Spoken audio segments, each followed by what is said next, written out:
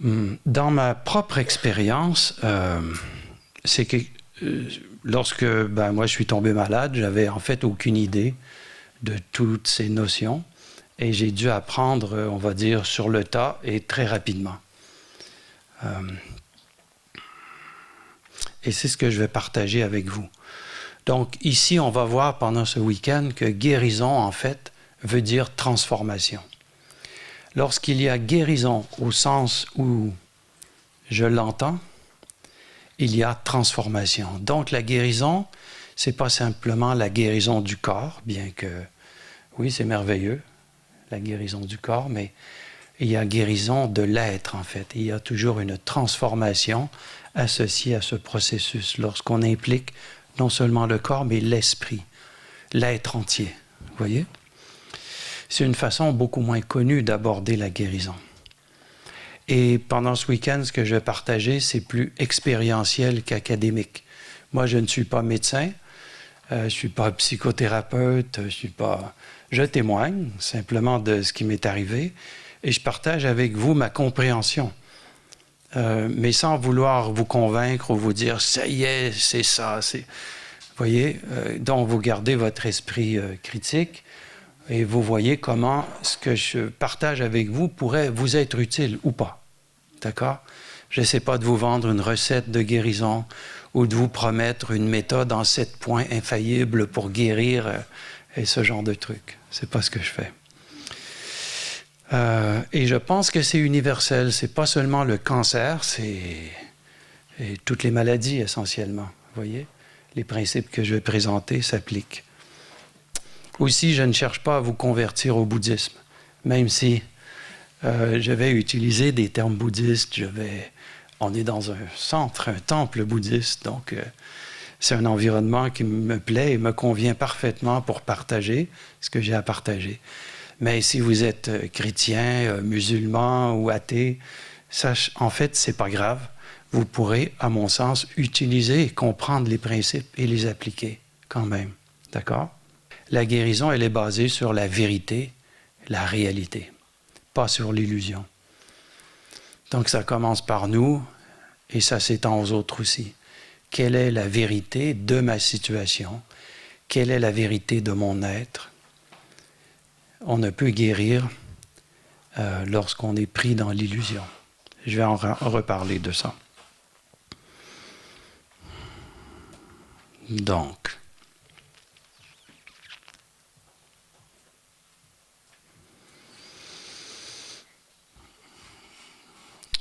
je vous raconte brièvement l'histoire de la maladie que j'ai subie. Il y a quand même plusieurs années.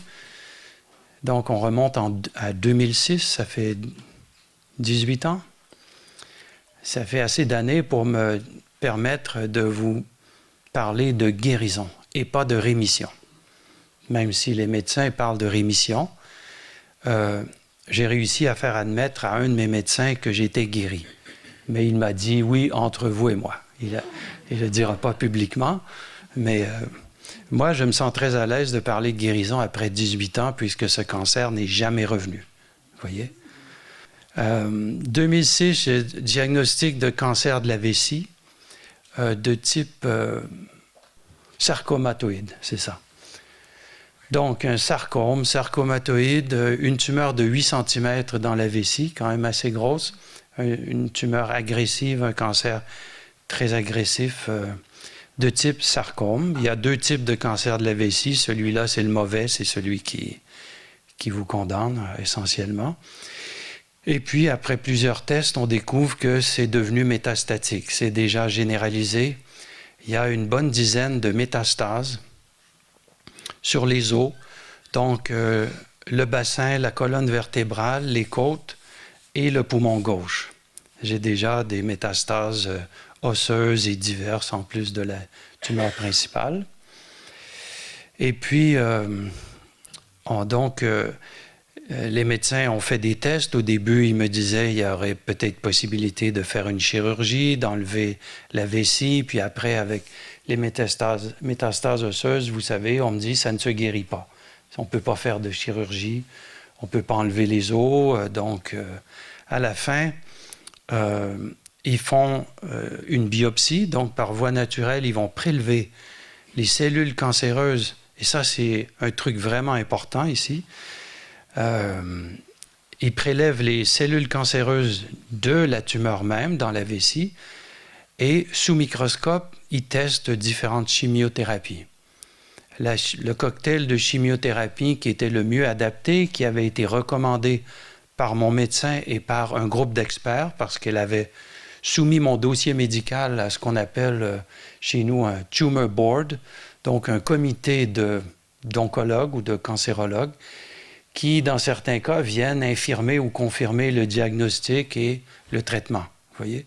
Mon oncologue, donc, voulait être vraiment sûr de la situation.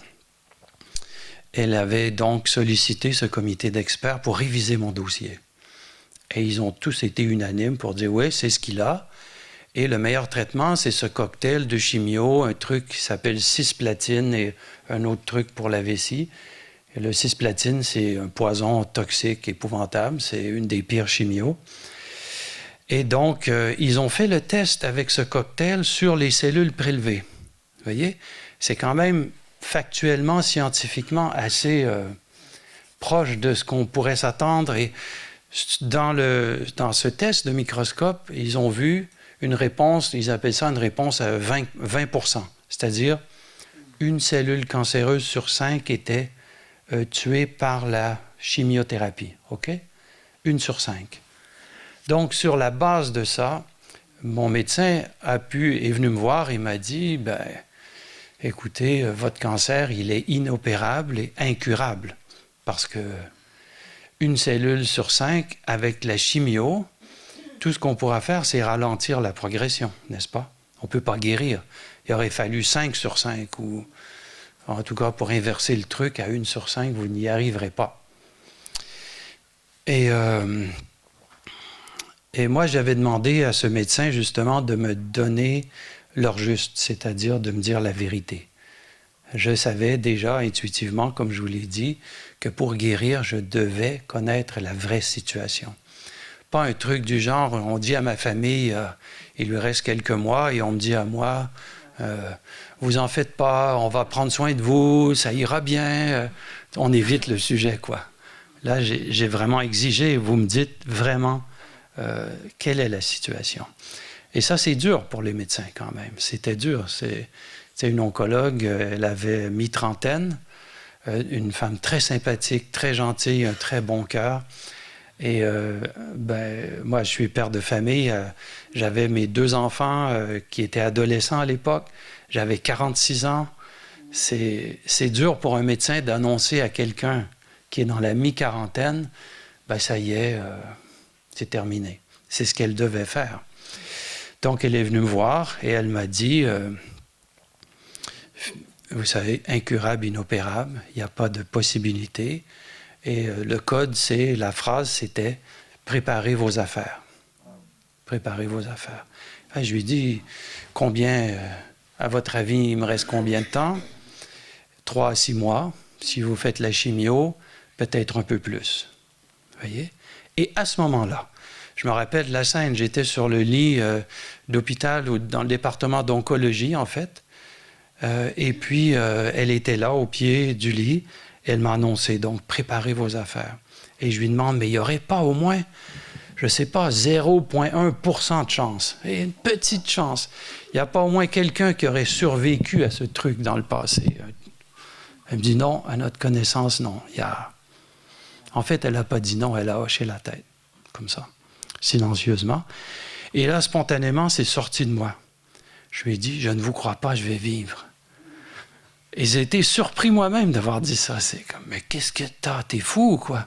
Je me suis dit après, pourquoi j'ai dit ça? Vous voyez, c'est une petite voix qui est venue. Je vous crois pas, je vais vivre.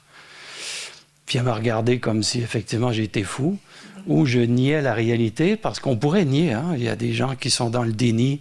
J'aurais pu être simplement, non, c'est trop, quoi. Je peux pas considérer. Mais je n'étais pas dans le déni. Je comprenais très bien les faits scientifique, j'acceptais le fait que, ouais, c'est ça la réalité. Il y a ce cancer, il est métastatique, stade 4, il te reste... Malgré tout, cette petite voix s'était manifestée. Poup! Et puis tout de suite après, réprimée par l'esprit qui pense, qui dit « Mais quoi, t'es fou? Pourquoi tu dis? » Voyez? Et je vous dis ça parce que pendant tout le processus de guérison, cette petite voix, elle est venue quelques fois, mais très rarement. La plupart du temps, malgré le fait que finalement je suis guéri, vous voyez, je suis ici. La plupart du temps, je doutais, et je ne pensais pas que j'allais survivre, j'avais peur de mourir, je pleurais, tout ça. Donc cette petite voix, elle était là, mais c'est pas, je vous le dis pour que vous n'ayez pas l'impression que ah oui, mais moi, je savais que j'allais guérir, vous savez, c'est confiance et tout, j'étais convaincu. Non, pas du tout. Je doutais tout le temps, 99,9% du temps. Malgré tout, il y a eu ce truc qui n'a pas été pris au sérieux. Et puis donc, je termine l'histoire parce que la biopsie et le test sous le microscope, ça disait 1 sur 5. Et moi, j'ai dit, bon, d'accord, ça fait, vous pouvez faire 20% du travail de guérison, quoi, avec votre chimio. J'ai dit, pourriez-vous me donner la dose de chimio la plus élevée possible pour un homme de mon âge à l'époque, OK? Estimé en me disant, ben, s'ils peuvent me donner 25%, c'est déjà ça de prix. Et là, j'avais l'idée, le reste, je dois le faire avec mon esprit. Je dois trouver des moyens. 80%, 75%, comment je fais avec l'esprit? Et donc, ça, ils ont fait de ce côté-là le maximum. Et moi, au départ, je ne savais pas du tout comment faire. Je n'avais pas de connaissances à ce niveau-là. Et donc, j'ai prié, et c'était la première fois de ma vie que je priais pour vrai. J'avais prié, j'étais déjà bouddhiste avant, depuis 11 ans, et j'avais fait des prières un peu comme on fait. Je vais vous avouer des prières très mécaniques, comme ça, en pensant à ce que j'allais manger. Bon, peut-être des fois, à quelques secondes, j'étais vraiment dans la prière, mais là, j'étais là pour la première fois de ma vie. Je priais de tout mon être. Ça changeait tout. La mort, le risque de mourir, la possibilité, la réalité de la mort s'est imposée. Et là, mais là, j'ai vraiment besoin d'aide. Vous voyez, voilà où, avec tout ce que j'ai fait moi, voilà où je suis rendu. Voilà où je suis arrivé. Et là, je voyais que j'étais totalement impuissant et j'ai demandé de l'aide. Et l'aide est venue de toutes sortes de façons. Et puis, pour simplement conclure cette partie de l'histoire, j'ai commencé la chimiothérapie et j'ai en même temps commencé un travail au niveau émotionnel, au niveau justement des émotions profondes et des traumatismes, sans trop savoir comment faire ce genre de truc, j'avais jamais fait ça.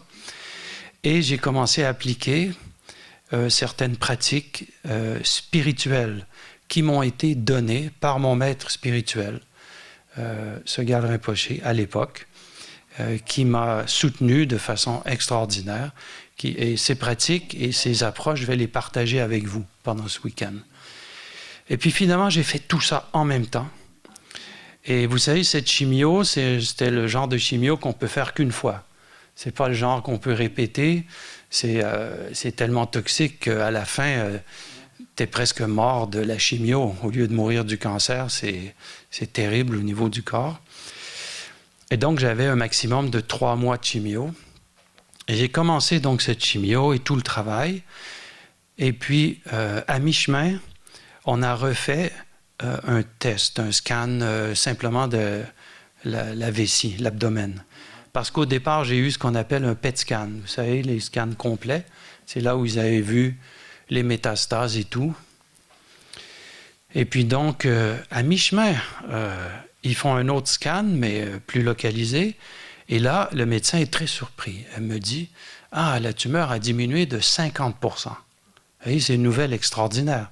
En 6 semaines, 1 mois et demi, 50%. Et moi, je me dis, moi, vous savez, je suis physicien de formation. Il y a un côté mathématique dans mon esprit. Je me dis, si c'est linéaire, la moitié, 50%, oh, peut-être qu'au bout, c'est 0. Puis après, je me dis, mais non, il ne faut pas rêver trop quand même. Et puis, calme-toi, continue. Mais ça m'a donné un espoir et une motivation extraordinaire à ce moment-là, après 6 semaines, à continuer dans la même direction. et même aller encore plus. Vous voyez? Et puis, effectivement, à la fin, il y a eu un PET scan, la même chose, le même PET scan, la même machine, le même endroit. Et ça, je me souviendrai toujours. J'attendais le résultat parce qu'on ne vous le donne pas tout de suite après avoir fait le test. Donc, j'étais dans la salle d'attente et j'attendais de rencontrer mon médecin. Et finalement, elle arrive. On était tous alignés le long d'un mur, assis sur des chaises dans la salle.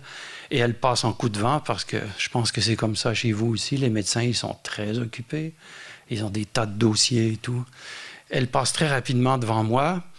Mais je pense qu'elle m'a remarqué du coin de l'œil. Et tout à coup, elle revient. Elle me regarde avec un grand sourire.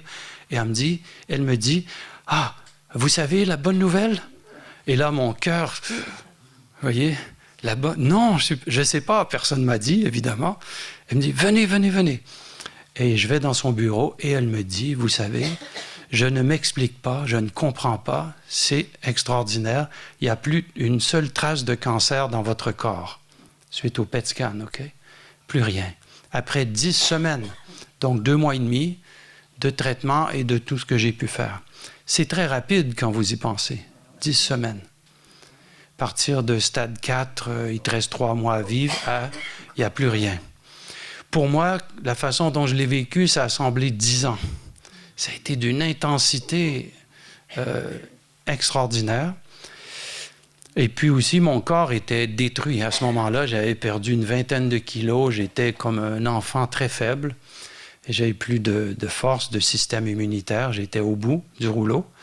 Mais tellement heureux d'apprendre, tellement que lorsqu'elle me donne ce résultat, elle me dit je ne m'explique pas, il n'y a plus de traces de cancer. Elle avait un bout de papier, une feuille dans ses mains, c'était le rapport du PET scan, quoi.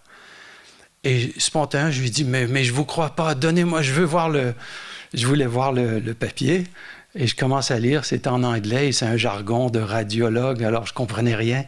Mais à la fin, la dernière phrase, c'était 100%, excellent response, 100%. Donc, réponse 100%. OK, il n'y a plus de traces de cancer. Et là, j'étais le plus heureux des hommes. J'avais retrouvé ma vie. C'est comme une renaissance, en quelque sorte. Vous voyez?